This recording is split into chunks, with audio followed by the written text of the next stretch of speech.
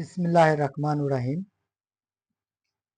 আমার সকল ছাত্রছাত্রীরা তোমরা সবাই কেমন আছো? আশা করি ভালো আছো। আজকে আমি তোমাদের সবচেয়ে গুরুত্বপূর্ণ একটি অংশ ওমরার ভূর্ণ বিকাশ সম্পর্কে আলোচনা করব। এটি নবম ও দশম শ্রেণীর জীবের প্রধানতম অধ্যায়ের একটি অংশ।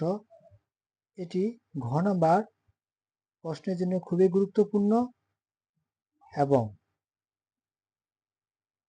আমাদের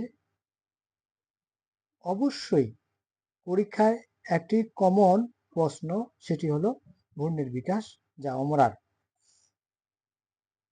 আমি গত ভিডিওতে ওমরার সম্পর্কে কিছু আলোচনা করেছিলাম, সেটা দেখলে তোমরা আরো ভালোভাবে বুঝতে পারবা।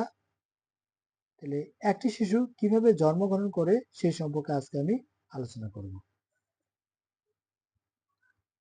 তোমরা যদি কেউ চ্যানেলটি নতুন হয়ে থাকো তাহলে অবশ্যই লাইক এবং সাবস্ক্রাইব করে দিবা এবং বন্ধুদের মাঝেও শেয়ার করে দিবা। তোমরা দেখতে পাচ্ছ যে এটি একটি জনন কোষ, অর্থাৎ যাদেরকে বলা হয় ফুলকা মেয়েদের, যে যখন ক্রোমোজোমটি ডিম্বাণুর সাথে মিলনের ফলে জাইগোটে পরিণত করে, তখন এই জাইগোটটি পরিণত হওয়ার পর আস্তে আস্তে এটি 3-4 দিন এই জাইগোটের মধ্যে ঘুরতে থাকে, মানে এই গর্ভফুলের মধ্যে ঘুরতে থাকে। ঘোরার পর তখন গর্ভফুলের কোনো এক অংশের সাথে টিস্যুর সাথে সংযুক্ত হওয়ার পর এটি আস্তে আস্তে টিস্যু বৃদ্ধি পায়। যে ভ্রূণের বিকাশ কিভাবে হয়, একটি শুক্রাণু যখন N সংখ্যক এবং মহিলাদের N সংখ্যক ডিম্বাণু কোষের সাথে মিলন ঘটার পর 2N সংখ্যক কোষ সৃষ্টি করে, অর্থাৎ জাইগোটে পরিণত করে। এটাকে ডিপ্লয়েড বলা হয়। এটি 36 ঘন্টার পর, এই জাইগোটটি 36 ঘন্টা পর ভেঙে 2টি 2N সংখ্যক কোষ সৃষ্টি করে, যা ভূর্ণ করার মতো। কি করার মতো? ভূর্ণ করার মতো। তখন এই ভূর্ণটি আবার 72 ঘন্টা পর 2N সংখ্যক 16টি কোষ সৃষ্টি করে, যাকে বলা হয় মেরুলা। অর্থাৎ এই দশাটার অবস্থানের নাম হচ্ছে কি? মেরুলা। তাহলে প্রশ্ন যদি আসে মেরুলা কি, সে সম্পর্কে আমরা আলোচনা করব। যে পুং জনন কোষ স্ত্রী জনন কোষের মিলনের পরে 36 ঘন্টার মধ্যে যে অবস্থার, যে 16টি 2N সংখ্যক কোষের অবস্থার সৃষ্টি হয়, তাকেই মরুলা বলে। কি বলে? মরুলা বলে। এটি আবার 28 দিনে, অর্থাৎ 4 সপ্তাহে তখন এটি আস্তে আস্তে বলাকার মতো সৃষ্টি হয়, এবং যা বলের মতো এবং গোলাকার যে সৃষ্টি হয়, এবং 16টি কোষেই এবং মাঝখানের অংশটি ফাঁকা হয়।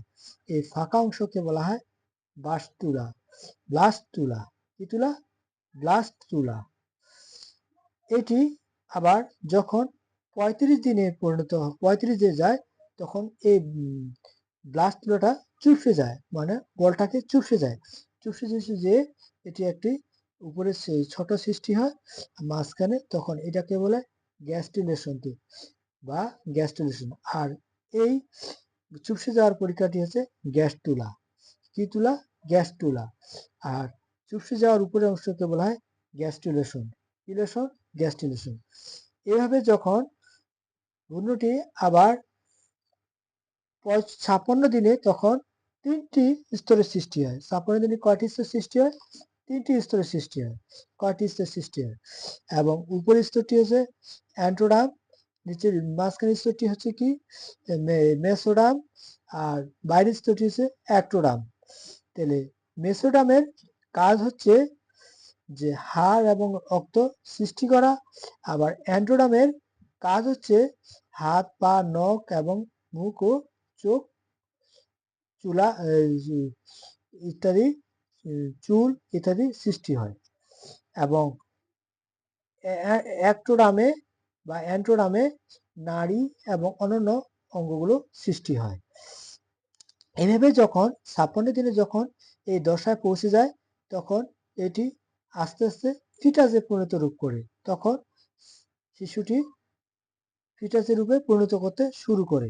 এই ফিটাসটি পরিণত হওয়ার আগেই ডাক্তাররা যদি ভ্রূণটিকে নষ্ট করতে পারে, কিন্তু ফিটাসের পাওয়ার পর কিন্তু ডাক্তাররা কোনো মতেই ভ্রূণটিকে নষ্ট করতে পারবে না। কারণ ফিটাস যখন পরিণত হয় তখন শিশুটি পূর্ণতা লাভ করতে শুরু করে এবং 28 সপ্তাহে শিশুটি মানে অর্থাৎ 196 দিনে শিশুটি পূর্ণাঙ্গতা অতএব হাড় নখ চুলগুলো পূর্ণাঙ্গতা বৃদ্ধি পেতে শুরু করে। তখন ডাক্তাররা কোনো মতেই একে কি হত্যা করতে পারবে না। কারণ ফিটাসে পরিণত হওয়ার আগেই কিন্তু তারা হত্যা করতে পারবে, কিন্তু ফিটাসে পরিণত হওয়ার পরেই আর হত্যা করতে পারবে না। ফলে 38 সপ্তাহে শিশুটি পূর্ণাঙ্গতা লাভ করতে পারবে এবং সেটি ভূমিষ্ঠ হতে শুরু করে। এভাবে একটি শিশু কিভাবে জন্ম নেয় সে সম্পর্কে আমি আলোচনা করলাম। ছাত্রছাত্রীরা তোমরা যদি বুঝতে পারো তাহলে আমাকে কমেন্টের মাধ্যমে জানাইও। আশা করি তোমরা বুঝতে পারবা।